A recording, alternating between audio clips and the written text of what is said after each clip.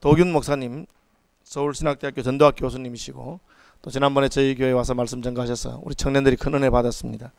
저 앵콜로 모셨는데 마른 뼈도 살아나리라 하는 제목으로 말씀 전가하실 때 큰 은혜 받으시기 바랍니다. 나오실 때 우리가 할렐루야 환영하겠습니다. 할렐루야. 할렐루야. 주님 안에서 이렇게 뵙게 돼서 반갑습니다.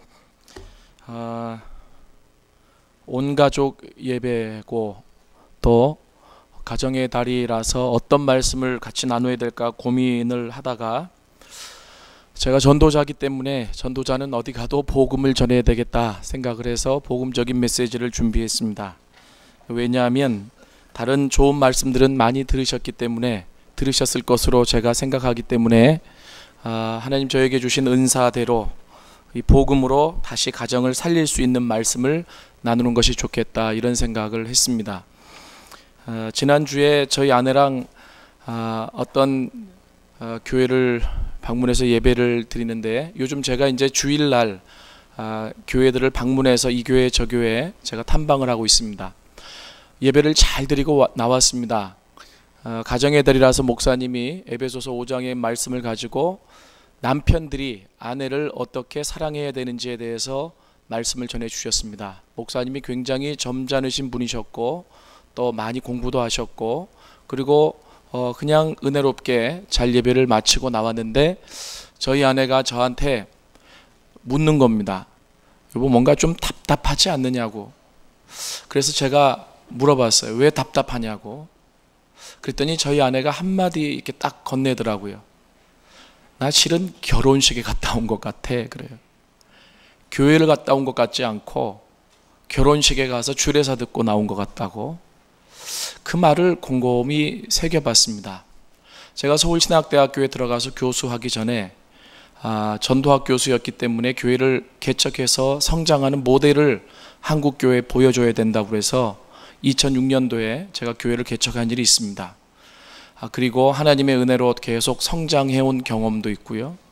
그런데 그때는 잘 몰랐는데 이렇게 교회를 탐방하면서 제가 느끼게 된 게 저처럼 이게 한번 그 교회를 참석했을 때 갈급한 사람들이 있을 수 있겠구나.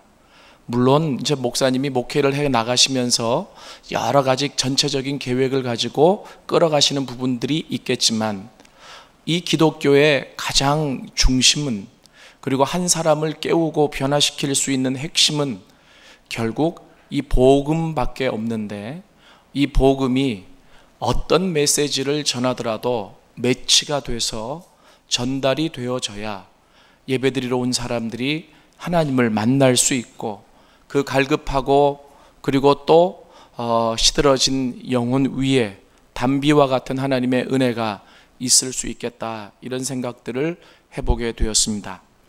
오늘 제가 드리려고 하는 말씀에 대한 굳이 변명이 아니라 저는 그런 마음이 제 안에 확고하게 있기 때문에 오늘 에스겔 37장의 말씀을 가지고 마른 뼈도 살아나리라 라고 하는 제목으로 말씀을 나누려고 합니다.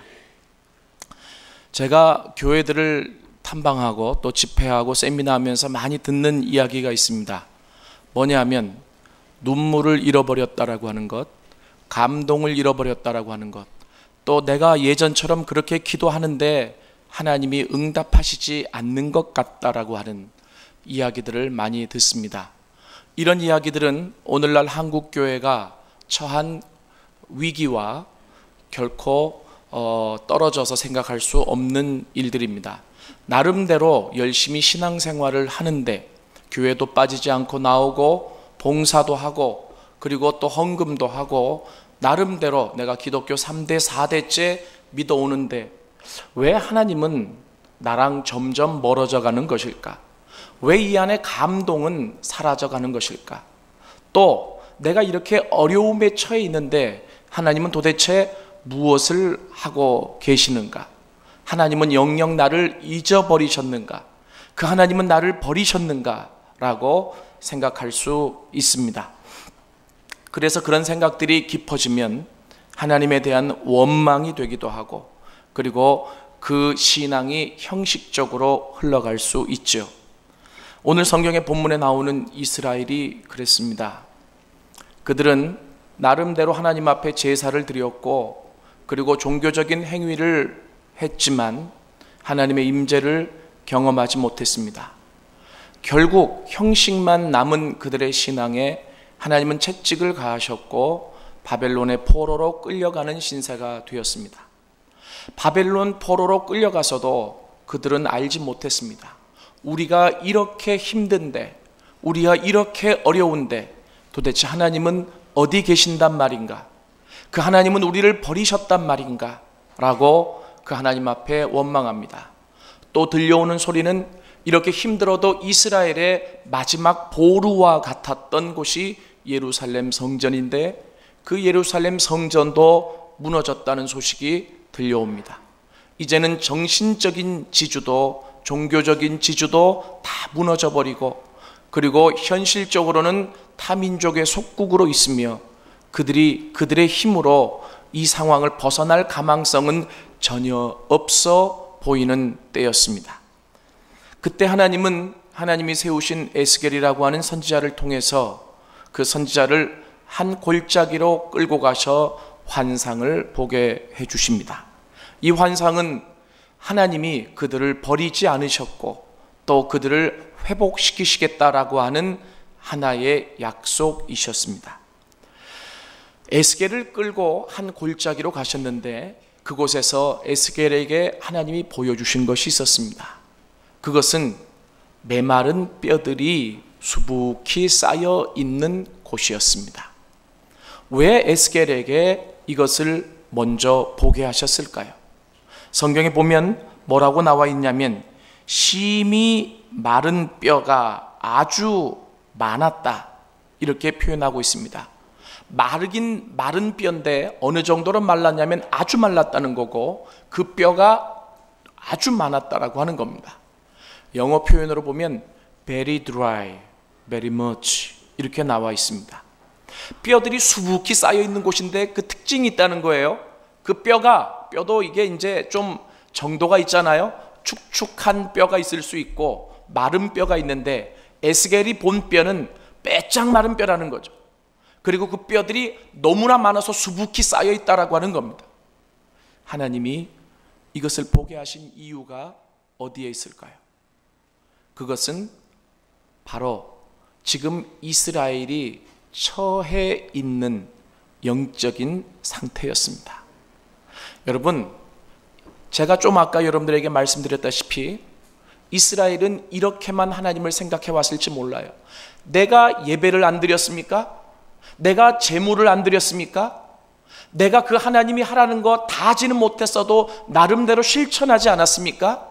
그런데 그 하나님은 왜 나를 지키시지 않습니까? 그런데 그 하나님은 나를 왜 이렇게 삶의 밑바닥으로 몰아넣으십니까? 하나님이 나를 사랑하지 않는 겁니까? 그 하나님이 나를 버리시는 겁니까? 라고 하나님 앞에 얘기할 수 있었다는 거죠. 그런데 그렇게 얘기하기 이전에 그들은 왜 하나님과의 관계가 그렇게 멀어질 수밖에 없었는지, 그 하나님이 나를 버리셨다라고 생각할 정도로 힘들었는지를 돌아보지 않았습니다. 하나님은 에스겔에게 먼저 그 부분을 보게 하신 거죠. 너희들의 상황이 지금 이곳까지 오게 된 이유가 있다라고 하는 겁니다. 이스라엘은 한 민족 공동체지만 영적 공동체였습니다.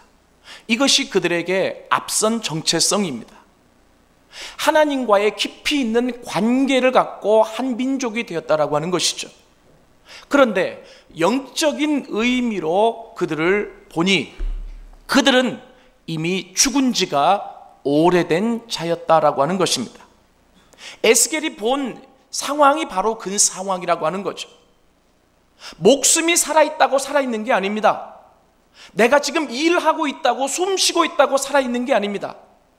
하나님의 백성이 영적으로 죽어 있는데 그 영적으로 죽어 있는 상황을 감지하지 못하니 하나님과의 관계가 단절되고 그 단절된 속에서 지금 이 밑바닥까지 내려오게 된 사실을 이스라엘이 모르고 있었다라고 하는 것입니다. 하나님은 에스겔을 통해서 그 이스라엘이 처한 영적인 상황을 먼저 점검하게 하신 겁니다. 저는 오늘 결론적으로 여러분들에게 말씀드리고 싶은 것은 아무리 마른 뼈라고 할지라도 하나님은 다시 살릴 수 있는 분이십니다. 하나님은 다시 회복하실 수 있는 분이십니다. 그런데 회복만 해달라고 하나님 앞에 요구하지 말고 먼저 회복을 위해 해야 될 일이 있다라고 하는 겁니다. 그것이 바로 뭐냐 하면 내가 처한 영적인 상황을 돌아보는 일입니다. 영적인 점검이 없이 영적인 회복은 일어날 수 없다라고 하는 것이죠. 어떤 사람이 아파서 병원에 갔습니다. 어디가 아픈지는 모르는데 배가 심각하게 아파요. 자기가 의사가 돼서 판단하기를 이것은 분명히 수술을 해야 될 병인 것 같아요. 그래서 무조건 그 의사에게 빨리 배를 째고 수술해 달라고. 여러분, 어떤 병인지 알지 못하는데 그냥 수술대 위에 올려놓고 배가 아프다고 배만 째면 나을 수 있습니까?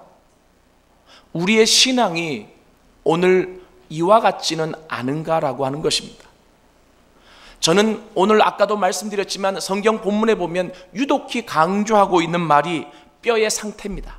마른 지가 오래됐다라고 하는 겁니다. 이 말은 무슨 말입니까? 죽은 지 오래됐다라고 하는 겁니다. 그리고 그 뼈들이 아주 많아서 수북히 쌓여 있다라고 하는 겁니다. 뭐예요? 이스라엘의 대부분의 사람들이 영적으로 다 죽어 있다라고 하는 것이죠. 왜 하나님은 이방 나라 바벨론에게 우리를 이렇게 힘들게 하시는가라고 하는 삶의 결과만 가지고 하나님을 원망하지 말고 이 상태까지 오게 된 영적인 점검을 하라라고 하는 겁니다. 여러분, 기독교에서 가장 큰 은혜가 뭔지 아세요? 성경을 묵상하고 그리고 또 아무리 봐도 기독교인들이 교회 와서 신앙생활 하면서 가장 크게 누릴 수 있는 은혜가 있어요. 뭔지 아십니까? 갑자기 어떤 은사로 내가 예언을 하고 방언을 하고 이것도 축복이겠죠. 그리고 하나님이 은혜를 베푸셔서 뭐 승진을 하고 길이 열려지는 것도 축복이겠죠. 그러나 신앙생활에 있어서 본질적으로 가장 큰 축복이 무엇인 줄 아세요? 그것은 하나님의 빛 아래에서 나를 조명해보고 내가 어떠한 상태에 있는 자인지를 깨달아 아는 겁니다. 왠 줄 아십니까? 그때부터 하나님의 역사가 시작되기 때문에 그렇습니다. 내가 죄인입니다. 하나님, 내가 정말 죄인입니다. 하나님, 내가 하나님을 이렇게 거역하면서 살아왔습니다. 하나님, 내가 하나님을 이렇게 멀리 떠나 있었습니다. 몸은 이곳에 나와 있지만 내 삶은 하나님과 동떨어져 살아왔습니다라고 하는 고백이 하나님 앞에 있을 때부터 하나님의 역사는 시작되어집니다. 그래서요, 이게 가장 큰 은혜예요. 하나님은 지금 그 이스라엘로 하여금 하나님이 회복하시는 일들을 하시는데 그 일을 어디에서부터 시작하시냐면 하나님의 빛 아래에서 그들의 육적인 상황을 보게 하시는 것이 아니라 영적인 상황을 보게 하심으로 너희들이 이미 죽은 지가 오래된 자들이다 라고 하는 것을 깨닫게 하셨습니다. 저는 오늘 이 자리에 나와 계신 여러분들은 어떠신지 한번 좀 묻고 싶습니다. 제가 잘 모르기 때문에 오히려 부담감 없이 이렇게 말씀드릴 수도 있습니다. 나는 어떤 자입니까? 저 같은 경우에는 기독교 3대 집안입니다. 저희 아버님이 목사님이셨고 은퇴를 하셨고 저희 할아버지가 장로님이셨습니다. 저는 모태신앙으로 꾸준히 그렇게 주일날 한 번 빠진 적 없이 신앙생활을 연명하며 제가 달려왔지만 제가 이 기독교의 가장 중요한 핵심인 십자가를 깨닫고 그리고 그 십자가의 빛 아래에서 나를 바라보면서 내가 얼마나 연약한 자이고 내가 얼마나 죄인이다라고 하는 것을 깨달은 지는 몇 년 되지 않습니다. 그리고 그 십자가 앞에 날마다 나가 날마다 짓는 죄를 내려놓고 그리고 그 하나님 앞에 용서를 구하며 하나님의 임재를 경험하며 살아가기를 위해 몸부림친 적이 근 10년이 다 돼갑니다. 아무리 기독교 집안이라고 할지라도, 아무리 3대 4대가 됐다고 할지라도 신앙은 하나님과 나와 1대1의 관계입니다. 내가 하나님 앞에서 나를 비추어 보고 그 하나님이 나를 어떻게 생각하시는지 내가 명확하게 보지 못한다면, 여러분, 그 위에 은혜가 있다고 한들, 그 위에 어떤 축복이 있다고 한들 그것이 얼마나 큰 축복이 되겠습니까? 기독교는요, 예수 믿고 이 땅에서 잘 먹고 잘 살기 위한 종교가 아닙니다. 죄 때문에 타락한 인간을 고치시고 회복하시고, 그리고 예수님만큼 온전히 세우시기 위해 하나님이 그 아들을 보내신 종교입니다. 그렇기 때문에 여러분들이 신앙생활을 하면서 그 하나님이 나를 찾아오시고 그 하나님 가운데 내가 회복되는 일들을 경험하지 못한다면 여러분들이 지각하셔야 됩니다. 내가 영적으로 죽어가고 있는 것은 아닌지 말입니다. 저는 오늘 이 메시지를 통해서 오늘 이 자리에 나오신 모든 성도님들이 자신들을 먼저 돌아보고, 그리고 가장 중요한 단위인 가정이 영적으로 소생되어지는 귀한 기회가 되어질 수 있기를 원합니다. 여러분, 그러면 하나님이 이 뼈만 앙상하게 남은 이들을 어떻게 살릴 수 있을까요? 여러분, 사람 몸에 몇 개의 뼈가 있는 줄 아세요? 제가 늘 외웠는데 까먹고 그래서 잘 모르겠어요. 근데 대략 250개 정도가 된다고 그래요. 그러면 여러분, 250개가 되는 뼈를, 한 사람의 뼈를 맞추기도 힘들 텐데 수천 수만 명의 뼈가 같이 어우러져서 수북히 쌓여 있는데 이 뼈들을 인간의 힘으로 맞출 수 있겠습니까? 도대체 그 뼈를 맞추지도 못하는데 어떻게 그 뼈들을 다시 살릴 수 있단 말입니까? 그러나 하나님은 인간을 창조하신 분이시기에 하실 수 있습니다. 오늘 이 하나님이 마른 뼈들과 같은 이스라엘을 살리신 방법이 두 가지가 있습니다. 그것은 첫째는 말씀이고 두 번째는 하나님의 영, 성령이었습니다. 이것을 거꾸로 얘기해 보면 이렇게 얘기할 수 있습니다. 뭐냐면 그들이 그렇게 메마른 뼈와 같이 영적으로 죽어져 간 이유가 어디에 있느냐? 첫 번째, 하나님의 말씀에 반응하지 못했기 때문이고, 두 번째, 성령에 깊게 순종하지 못했기 때문이라고 얘기할 수 있습니다. 그래서 하나님은 그 마른 뼈들과 같은 자들을 지금 다시 살리시는데 무엇으로 살리시냐면 첫 번째, 하나님의 말씀으로 살리십니다. 4절에 보니까 하나님이 에스겔에게 이렇게 말씀하십니다. 또 내게 이르시되 너는 이 모든 뼈에게 대언하여 이르기를 너희 마른 뼈들아 여호와의 말씀을 들을지어다. 아멘. 저 한번 따라해 보시겠어요? 너희 마른 뼈들아 여호와의 말씀을 들을지어다. 그렇습니다. 하나님이 그 뼈들을 향해서 살리기 위해, 회복하기 위해 먼저 하신 일이 있는데 그것은 하나님의 말씀을 대언하신 일이었습니다. 여러분, 저는 제가 전도학을 했기 때문에 교회 부흥, 신앙의 부흥이 제 부전공처럼 여겨져서 공부를 해왔습니다. 왜냐하면 전도라고 하는 것은 사람을 끌어모으는 게 전도가 아니에요. 빈자리 채우는 게 전도가 아닙니다. 전도는 전할 전자에 길도자잖아요. 기독교의 도를 전하는 게 전도예요. 왜 기독교의 도를 전합니까?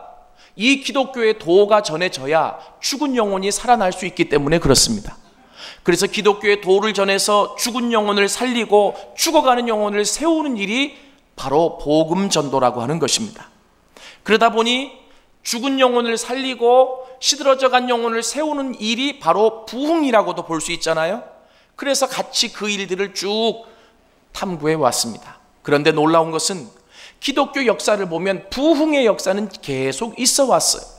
그런데 한 시대가 부흥될 때마다 하나님이 그 시대를 부흥시키기 위해 사용하셨던 위대한 방법이 있습니다.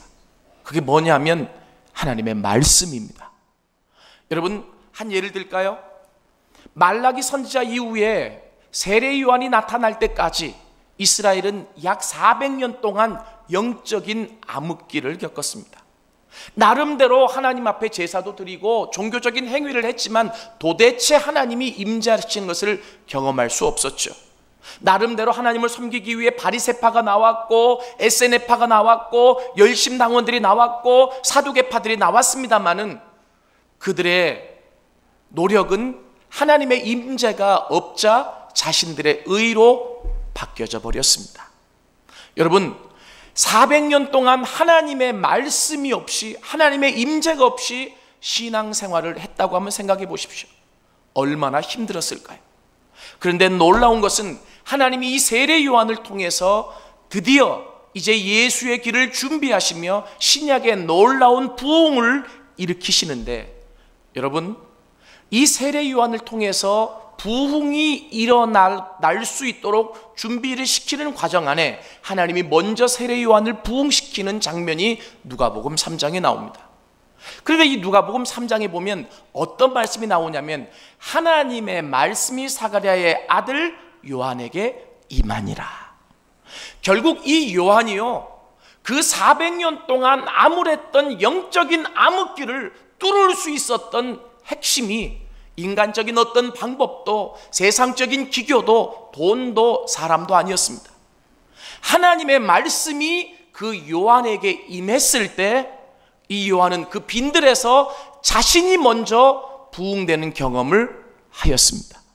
그리고 그 부흥된 자가 부흥된 입을 통해 하나님의 말씀을 외쳤을 때, 회개하라 천국이 가까웠다라고 외쳤을 때 돌처럼 단단히 굳었던 이 유대인들의 마음이 녹아지기 시작하고 깨어지기 시작했다라고 하는 것입니다. 여러분, 여지없이 하나님이 한 시대를, 한 사람을 부흥시키는 가장 중요한 방법이 하나님의 말씀이라고 하는 것입니다. 오늘 이 성경 본문에도 보니까 그렇게 수북히 쌓여있는 뼈들, 이 뼈 저 뼈 어떻게 맞춰야 좋을지 알 수 없는 이 상황 속에서 이 에스겔이 하나님의 명령에 따라서 하나님의 말씀을 대언하기 시작하자 어떤 일들이 일어나기 시작하냐면 뼈들이 스스로 움직여 자기가 있어야 될 곳을 찾아가 맞추어지기 시작하였더라. 할렐루야. 여러분, 이것이 하나님의 일입니다. 실은요, 살아가다 보면 여러 가지 일들이 꼬여서 이 일들을 어디서부터 풀어야 될지 모를 때가 많이 있죠. 여러분, 저는 그 상태가 물론 내 육적인 힘으로 해결할 수 있는 상황이 있을 수도 있겠지만, 여러분, 인간의 힘으로 도저히 해도 풀어지지 않는 실타래처럼 얽혀있는 이 모습들 인간의 힘으로 할 수 없으면 어떻게 해야 됩니까? 결국 하나님 앞에 무릎 꿇어야 되지 않을까요? 그러면 하나님 앞에 무릎 꿇으면 하나님이 어떻게 하실까요? 나는 무엇부터 풀고 무슨 일부터 해야 좋을지 모르는 정말 절박한 상황이었는데 하나님이 일을 풀어가시면 스스로 풀어지기 시작하더라. 여러분, 이런 일들을 신앙의 삶 속에서 여러 번 경험하지 않으셨던가요? 오늘 이 에스겔 37장의 말씀이 바로 그것을 우리에게 가르쳐주고 있습니다. 뭐냐 하면 하나님의 말씀이 선언되어지자 이 뼈들이 스스로 움직여 제 위치를 찾기 시작하더라. 그리고 그 위에 힘줄이 붙기 시작하더라. 그리고 그 위에 살이 붙기 시작하더라. 그 위에 피부가 덮이기 시작하더라. 이제는 온전한 한 사람의 모양을 갖추게 되었다라고 하는 것입니다. 여러분, 이것이 하나님이 그 메마른 뼈와 같은 이스라엘을 살리셨던 모습입니다. 실은 영적으로 죽은 사람의 특징이 있어요. 그 특징이 뭔지 아세요? 많은 문제와 어려움으로 얽혀 있다라고 하는 거죠. 그래서 도대체 어떤 문제부터 어떻게 풀어야 될지 알지 못할 정도로, 그것이 나의 영적인 상태와 민감하게 관계가 있는 일일 수 있는데, 내가 영적으로 민감하지 못하기 때문에 인간적으로만 풀려고 바둥거리기도 합니다. 그런데 하나님의 말씀이 선포되어지자 그 하나님의 말씀 안에 반응하면서 내가 어떻게 해야 좋을지 모르는 문제들이 풀어지기 시작하더라라고 하는 것이죠. 여러분, 제가 이렇게 말씀드렸을 때 그러면 오늘 우리의 문제는 뭡니까? 오늘 이 시대는 말씀이 홍수처럼 나오는 시대 아닙니까? 주일날 새벽부터 와서 새벽 기도를 드리고 낮 예배를 드리고 저녁 예배를 드리고 그리고 집에 가서 TV를 켜면 뭐 CTS, CBS, C채널 해가지고 여러 기독교 방송에서 훌륭하신 목사님의 설교를 수없이 많이 듣는데 왜 오늘 이 시대에 한국교회가 죽어가고 있습니까? 왜 하나님의 임재가 느껴지지 않죠? 나는 예전보다 더 많은 말씀을 듣는데요 라고 반문하실 수도 있습니다. 저는 이렇게 말씀드리고 싶어요. 뭐냐 하면 말씀을 많이 들었을지는 모르겠지만 그리고 그 말씀을 들어왔는지는 모르지만 그 말씀이 정말 날카로운 하나님의 능력이 되어서 내 살을 그리고 내 심장을 파헤치고 그 말씀 때문에 울고 그 말씀 때문에 붙잡혀서 그 말씀 때문에 잠을 이루지 못할 정도로 말씀에 반응해 본 적이 얼마나 있으셨느냐 이거. 히브리서 4장에 보면 하나님의 말씀은 살았고 운동력이 있어 좌우의 날선 어떤 것보다도 예리하여 우리의 혼과 영과 관절과 골수를 찔러 쪼개기까지 한다라고 기록되어 있습니다. 말씀을 듣기는 하지만 내가 그 말씀 때문에 울어본 적이 얼마나 가까이 있습니까? 그 말씀 때문에 자다가도 벌떡벌떡 일어나서 그 말씀 때문에 감사하고 그 말씀 때문에 어쩔 줄 몰라 하던 때가 내 신앙생활에 얼마나 가까이 있습니까? 만약에 그 모습이 멀찌감치 떨어져 있다라고 한다면 그만큼 내가 죽어가고 있는 것은 아닐까요? 말씀의 홍수 시대에 살고 있지만 그 말씀 때문에 변화되는 사람이 없다라고 하는 것은 두 가지 이유가 있습니다. 첫 번째, 말씀 자체에도 문제가 있겠죠. 이 말은 전하는 사람의 문제입니다. 많은 사람들이 쉽게 얘기할 때 목사님들이 잘하셔야죠. 이렇게 얘기하면 할 말이 없습니다. 그리고 충분히 그 책임도 통감합니다. 그러나 아까 말씀드렸다시피 신앙은 1대1의 관계 아닙니까? 하나님과 나와의 관계 아닙니까? 그러면 또 다른 문제는 무엇입니까? 아무리 잘 가르쳐도 그 말씀을 붙잡고 하나님 앞에 반응하려고 하는 내 마음의 상태가 준비되어 있습니까? 그렇지 못하기 때문에 수없이 많은 메시지를 들어도 수없이 많은 하나님의 음성이 들려와도 거기에 반응하지 못하는 것은 아닐까요? 제가 아까 말씀드렸다시피 하나님의 말씀이 죽은 시대를 깨운 부흥시킨 가장 주된 방법이었다는 겁니다. 그러면 이 말씀이 어떤 역할을 했기 때문에 가능합니까? 이 말씀은 살아있고 운동력이 있기 때문에 반응되어지기만 한다면, 반응하려고 노력만 한다면 부딪혀서 내 삶을 찔러 쪼개기까지 하는 놀라운 능력이 이 안에 담겨 있기 때문에 그렇습니다. 저는 여러분들에게 정말 여쭙고 싶습니다. 그 말씀 때문에 내가 잔잔한 눈물이 있고, 그 말씀 때문에 잠을 이루면서도 기쁨이 있고, 그 말씀 때문에 자다가도 벌떡벌떡 일어나는 이 놀라운 말씀에 대한 반응이 내 안에 있는가 살펴보십시오. 오늘 하나님은 영적으로 죽어있는 그 이스라엘을 다시 살리시기 위해서 가장 먼저 하신 일이 바로 무엇이냐면, 능력 있는 말씀의 선포 안에서 그 뼈들이 반응할 수 있도록 해주셨다라고 하는 것입니다. 사랑하는 여러분, 혹여나 우리의 마음이 하나님을 향해서 닫혀 있다면, 아니 내가 반응하려고 노력하는 마음이 준비되어 있지 않다면, 그것은 한두 번으로 끝나는 문제가 아니고 서서히 나를 영적으로 죽어가게 만드는 장본인이라는 사실을 아셔야 합니다. 그래서 결국은 하나님의 사람이 하나님과 관계가 단절되면 결국 내가 살아가는 이 땅에서도 문제가 생길 수 있고 여러 가지가 얽히고 설킬 수 있다는 사실도 알아야 합니다. 하나님은 그 일을 지금 역으로 말씀으로 풀어가시기 시작합니다. 그리고 말씀으로 세워가시기 시작하시는 거죠. 다음에 하나님이 하시는 일이 있습니다. 무엇입니까? 하나님의 영을 불어넣으시는 일입니다. 여기서 영이라고 하는 말은 히브리어로 루하흐라고 하는 말입니다. 이 히브리어의 루하흐, 네페시라고 하는 이 두 단어는 하나님의 영을 의미하고, 그래서 우리가 흔히 성령 이렇게 얘기할 수 있습니다. 여러분 잘 보세요. 말씀이 선포되어져서 반응했더니 뼈들이 제 위치를 찾고 힘줄도 생기고 살도 붙고 피부도 덮여졌어요. 그런데 아직 뭐가 없어요? 생명이 없어요. 이것은 완벽한 인간의 모습을 가지고 있지만 움직이지는 못하는 거죠. 여러분, 바로 이 사람이 움직여 일할 수 있도록, 그래서 하나님의 위대한 군사로 세워질 수 있도록 하기 위해 필요한 것이 무엇입니까? 바로 성령의 역사입니다. 그래서 이 하나님께서 그 에스겔을 통해서 다시 한번 생기야 사방으로서 와서 들어가라 라고 명령하고 계시는 거죠. 서울의 서초동을 가면 그 고속터미널 지하에 많은 지하 상가가 있죠. 근데 한쪽에 가면 꽃을 파는 데가 있습니다. 종종 들리곤 했었습니다. 꽃이 참 이쁘잖아요. 오늘도 오다 보니까 그 장미가 그렇게 많이 폈더라고요. 담장에. 관심이 없으세요?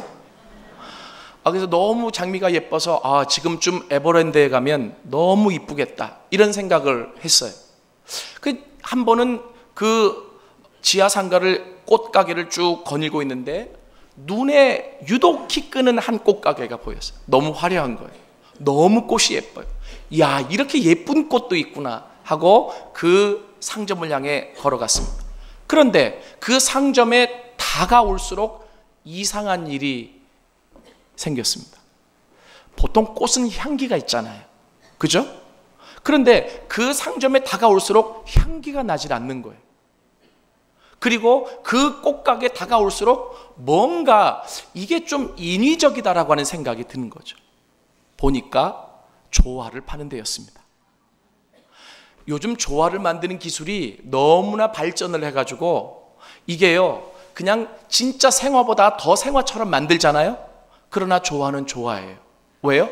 향기가 없어요. 그죠? 그냥 보기에만 좋을 뿐이죠. 저는요, 오늘 이 에스겔 37장에서 참 중요한 신앙의 원칙을 발견해요. 그게 뭐냐 하면 이 말씀과 성령의 조화입니다. 저는 제가 지금까지도 제가 훈련을 받았고 또 다른 사람을 훈련시키면서 그리고 목회를 해오면서 느낀 것 중에 하나도 바로 이것입니다. 한쪽으로 치우치지 않고 말씀과 성령이 조화를 이루어야 하나님이 원하시는 하나님의 사람으로 우뚝 세워질 수 있다라고 하는 것입니다.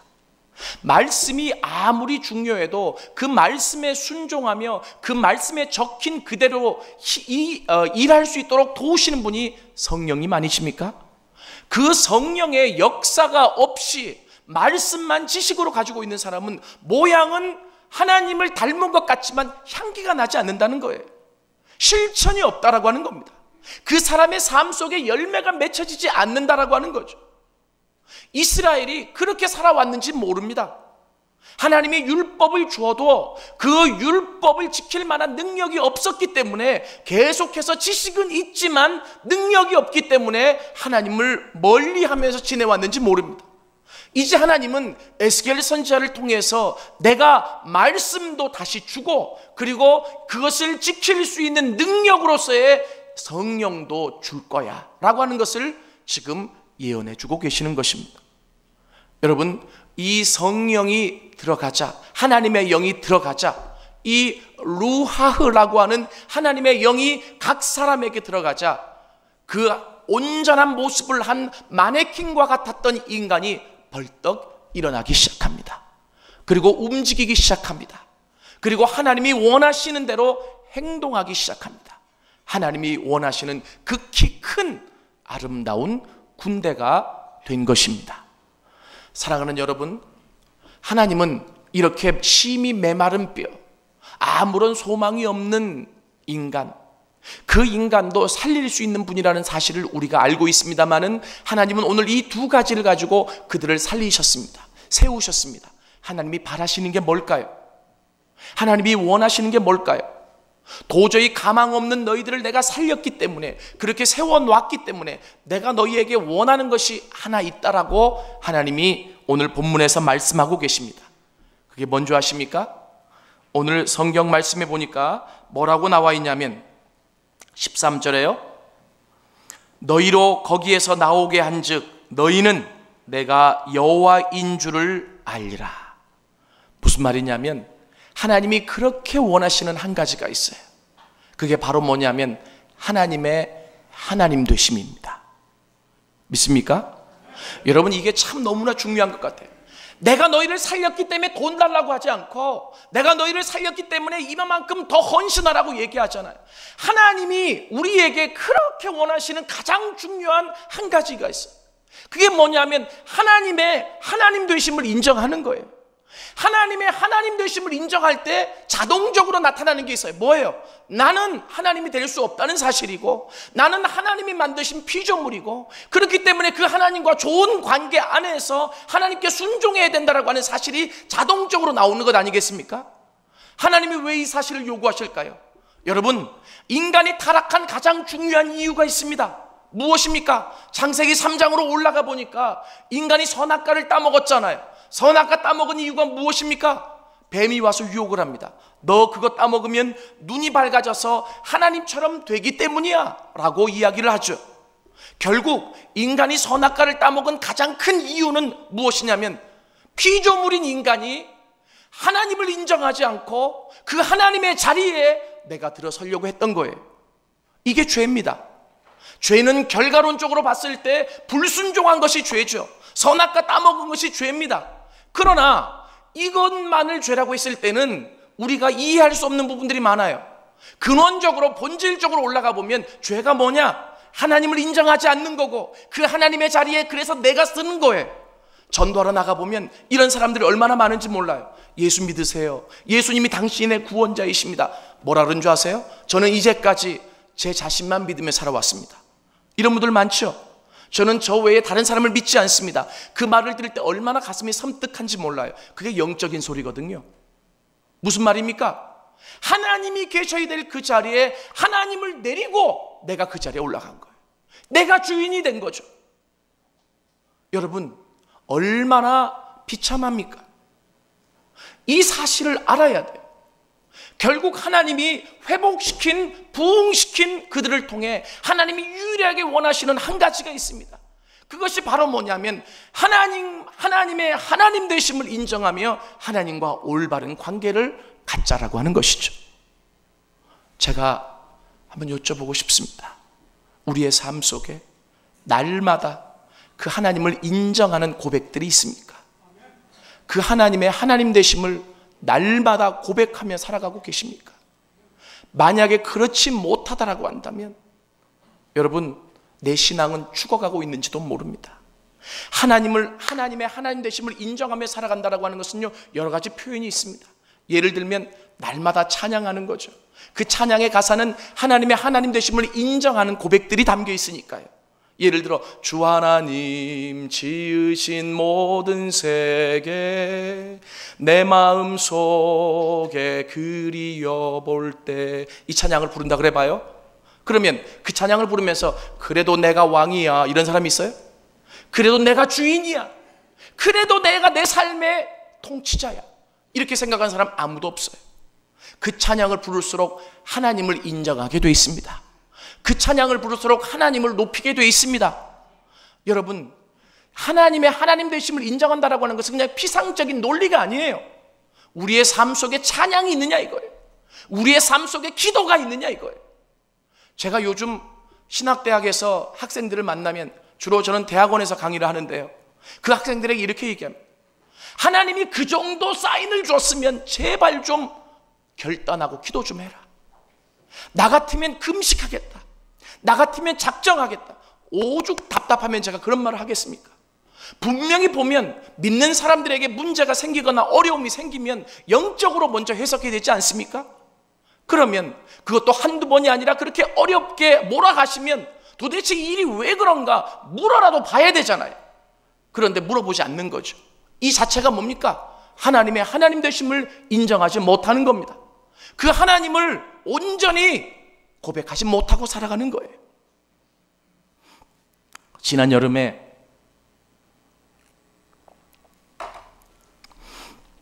제주도에 가서 제가 한 달을 주일마다 설교한 일이 있었습니다. 갑자기 전화가 왔어요. 하도균 목사님이시죠? 예. 저 제주도에 있는 어떤 한 교회에 누구누구 장로인데 저희 제주도에 와서 좀 이렇게 말씀을 전해 주실 수 있겠습니까? 그래서 제가 저를 어떻게 아셨어요? 물어봤습니다. 그랬더니 시중에 서점에 가서 십자가라고 하는 책을 사서 읽었는데 은혜를 받아서 한번 모시고 싶다고. 죄송해요. 제 책을 홍보하는 건 아닙니다. 근데 이제 어떻게 되면. 그래서 그러시냐고. 그런데 정말 제가 가야 되겠느냐고 그랬더니 실은 우리는 개척을 하기 위해서 한 30명이 모여 있는데 다들 목사님 한번 오시기를 원하신다고. 그래서 제가 주일날 비행기를 타고 갔습니다. 갔는데 그 모이신 분들이 어떤 분이시냐면 저는 이제 처음 알았어요. 뭐냐면 제주도에 종종 가는데 이 제주도에 부자들만 사는 미국의 베버리 힐스보다 더 잘 지어놓은 마을이 있더라고요. 그 이제 회장님들이 그런 곳에 별장을 사서 그 자택을 사서 쉬러 오시고 건강이 안 좋으신 분도 요양도 하시고 이런 곳이 있더라고요. 거기서 이제 하루 같이 잤어요. 그 구성원들이 누구냐면 우리나라의 굴지의 기업의 회장님들, 이제 이런 분들이 그쪽에 사시다가 신앙인들인데 이제 이 교회 저 교회 다녀봤는데 뭔가 이게 마음적으로 흡족할 만한 것이 없어서 이러면 우리가 사도행전 29장을 쓰자. 거기에는 온누리교회에서 훈련받고 오신 분도 계시고 신앙적으로 훈련받고 오신 분들이 여러 분 계셨습니다. 그래서 우리가 개척하자. 사도행전 29장을 쓰는 새로운 교회를 만들자. 그래서 이제 모인 분들이 이제 가족하고 다 합쳐서 30분이었습니다. 저를 초청해 주신 분은 대구에서 기업을 하시는 분이셨습니다. 장로님이셨습니다. 그분과 토요일 날 내려가서 제가 하룻밤을 같이 자면서 교제를 하게 됐습니다. 그분이 저한테 그러세요. 목사님, 실은 제가 젊었을 때 폐병이 걸렸습니다. 그런데 이 폐병이 걸려서 거의 죽을 뻔했습니다. 산소호흡기 포터블 가지고 다닐 수 있는 것을 내가 늘 끼고 다닐 정도로 폐가 안 좋았습니다. 그런데 하나님 앞에 기도했습니다. 하나님, 살려만 주신다면 제가 주를 위해서 일하겠습니다. 어느 정도로 그가 열심히 기도하고 전도했느냐면 한 번은 차를 타고 가는데 그 시골 길에서 스님하고 여자 비군이라고 하나요? 그 스님하고 그리고 두 분의 그 신도가 차를 좀 세워달라 해서 태워줬대요. 그리고 나서 그들을 목적지에 데려갈 때까지 계속 복음을 전했대요. 예수 믿으라고. 그랬더니 나는 절에 스님인데 왜 자꾸 나한테 그러냐고. 스님이나 마나 예수를 만나야 변화된다고 막 얘기를 했더니 그 스님이 당장 차 세우라고. 내가 기분 나빠서 못하겠다고. 그래서 중간에 다시 내리게 할 정도로 마음이 뜨거웠던 사람이라. 그때는요, 목사님, 저에게 찬양이 있었어요. 제 특징이 뭐냐면 주님이 내 안에 계시면 제 입에 날마다 찬양이 있다라고 하는 거예요. 하나님이 그런데 능력으로 그 폐암을 고쳐주셨대요. 그리고 나서 기업을 축복하셔가지고 우리나라에서 몇 대 재벌이 될 정도로 하나님이 그렇게 축복을 해주셨대요. 그런데 요즘은 제가 예배는 드려도 찬양이 나오질 않습니다. 제 이 진솔한 고백입니다. 그래서 그 책을 읽고 어떻게 하면 다시 회복될 수 있을까 싶어서 목사님을 한번 좀 모시자고 그랬습니다. 이렇게 말씀을 하시더라고요. 그러면서 억지로 제가 이제 같이 대화를 하니까 찬양을 옛날에 많이 부르셨던 찬양을 한 곡씩 두 곡씩 부르세요. 그런데 그 찬양 안에 눈물이 배어 있더라고요. 제가 그 장로님께 그랬어요. 장로님, 내일은 우리의 시간이 아니잖아요. 장로님, 당장 그 주신 축복, 그 모든 돈 다 가지고 천국 가는 거 아니잖아요. 하늘나라 가는 거 아니잖아요. 하나님이 원하시는 대로 쓰시고 일하시고 그리고 그 신앙을 회복하셔야 됩니다. 그랬더니 이 장로님이 뭐라고 말씀하시냐면, 목사님, 저도 압니다. 아는데 내가 당장 결단을 못 하겠습니다. 지금 당장 내가 그런 결단을 하면 회사가 돌아가지 않는 부분이 있을 수 있고, 그리고 당장 어려움에 처할 부분이 있어서 언젠가는 내가 벌어놓은 돈으로 세계 선교를 위해 일할 테지만 지금은 아닙니다. 저는 제가 거기서 목회할 사람이 아니니까 아주 단호하게 말씀을 드렸습니다. 장로님, 그런데 그 언젠가가 오지 않을 수도 있습니다. 내일은 우리의 시간이 아니기 때문입니다. 장로님, 결단하십시오. 그렇게 4주를 보내고 그리고 올라왔습니다. 아직도 그 장로님이 눈에 선해요. 도대체 뭐를 결단하지 못하는 걸까? 뭐를 내려놓지 못하는 걸까? 참 마음이 아팠습니다. 여러분, 하나님을 인정한다라고 하는 것 그런 것 아닙니까? 예전에 그 하나님이 내 안에 계셨을 때는 찬양이 계속 나왔어요. 예전에 그 하나님이 내 안에 계셨을 때는 기도가 있었어요. 예전에 그 하나님이 내 안에 계셨을 때는 지금보다 못 살아도, 먹을 게 없었어도 기쁨이 있었어요. 소망이 있었어요. 살아야 될 이유가 있었어요. 그런데 오늘은 예전보다 더 잘 사는데도 불구하고, 더 나아졌는데도 불구하고 살아갈 이유도 없이 늘 힘들고 늘 어렵게 산다면 그것이 영적으로 죽어가고 있다는 사실이 아니겠습니까? 또 한 번은 극동방송을 듣다가 제가 깜짝 놀래고 웃었다가 울었던 일이 있습니다. 이게 실제로 있었던 일인데요. 어떤 초등학생이 주님과 굉장히 깊이 있게 교제하는 아이가 있었대요. 그런데 그 아이는 참 주님하고 그렇게 이제 대화하듯이 교제하고 기도하고 신앙이 아주 좋은 아이였답니다. 그러던 어느 날 얘가 아침에 일어나서 학교를 가야 되는데 늦잠을 잔 거예요. 보니까 지각이에요. 그래가지고 아침에 부다닥닥 일어나가지고 고양이 세수를 하고 아침도 못 먹고 가방을 챙겨가지고 막 나가는데 돌뿌리에 걸려서 넘어졌대. 그래가지고 이 책가방이 다 쏟아졌죠. 이 아이가 툭툭 털면서 일어나면서 하나님께 한마디 딱 했대요. 그 말이 뭔지 아세요? 뭐라 그랬을까요? 하나님 너무하세요 이랬을까요?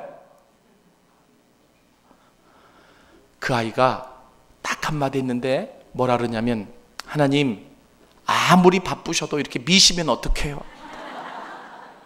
제가 그 소리를 듣고 제가 빵 터졌어요. 막 웃었어요. 근데 가만히 생각해 보니까 가슴이 짠하더라고요. 정말 하나님과 교제하고 있는 아이구나. 그 사건을 하나님 안에서 이렇게 풀어갈 수도 있겠구나. 물론 그게 사실이 아니라고 할지라도 이 아이가 하나님께 가지고 있는 마음이 얼마나 귀하다는 사실. 그러면서 저를 비춰봤습니다. 참 많이 무뎌졌구나. 참 많이 순수하지 못해졌구나. 어린아이와 같지 않으면 천국에 들어갈 수 없다고 그러셨잖아요.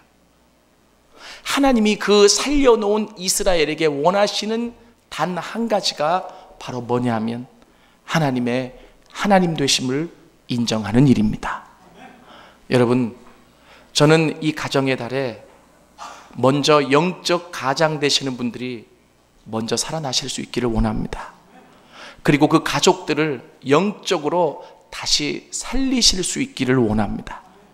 아무리 밑바닥이라도 심히 마른 뼈라고 할지라도 주님이 다시 살릴 수 있기 때문에 소망이 있는 것 아니겠습니까?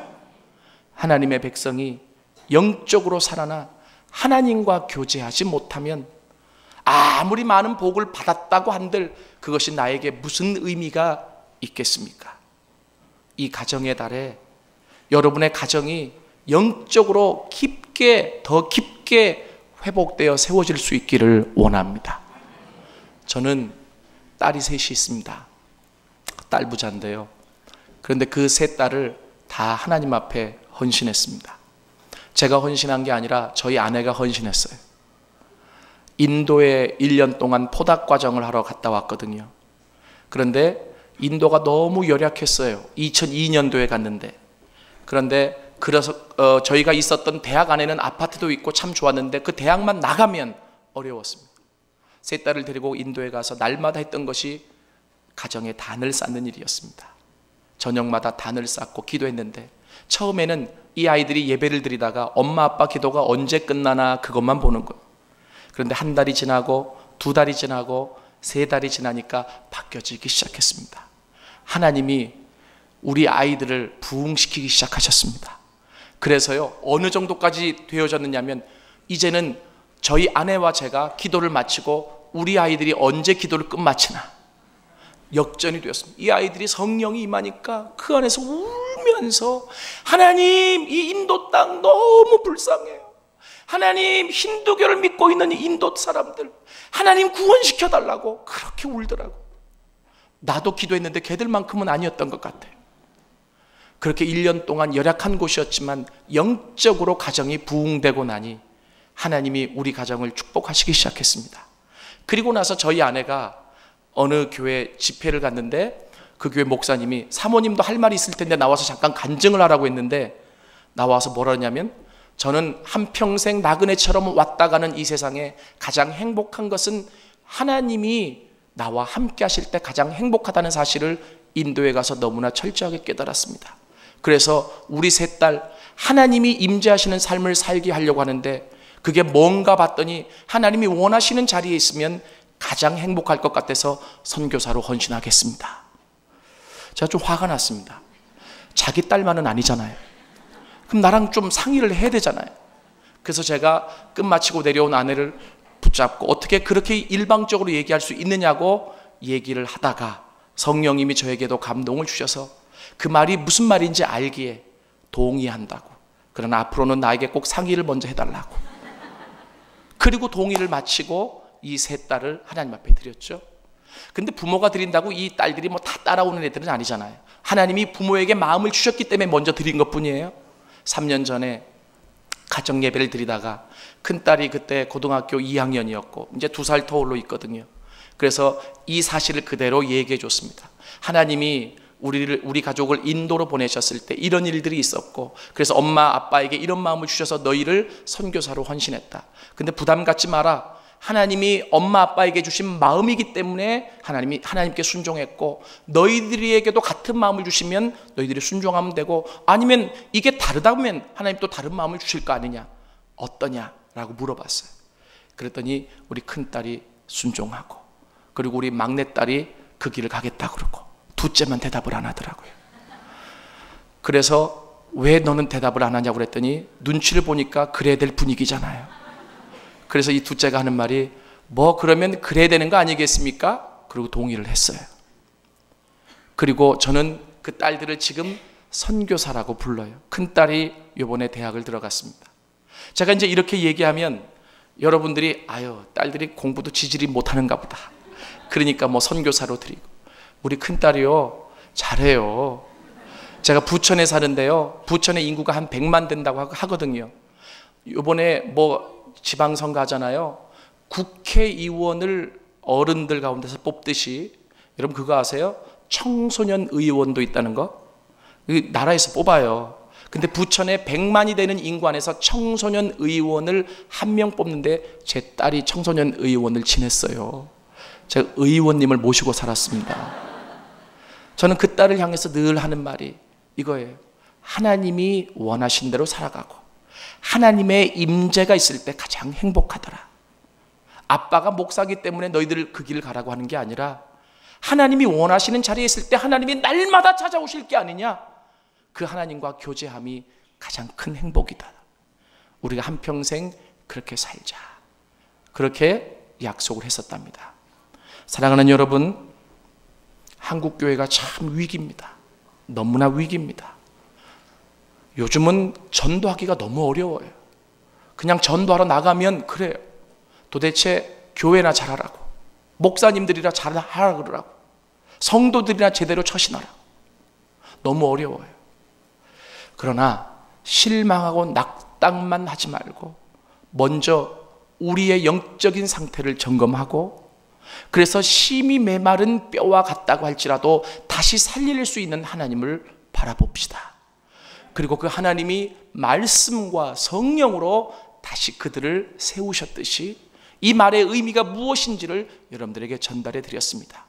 하나님의 말씀에 다시 사로잡혀 그 말씀 때문에 일어설 수 있는 여러분들이 되어질 수 있기를 원하고, 그리고 성령의 역사 속에서 향기를 품고 실천하는 그리스도인들이 되어지실 수 있기를 원합니다.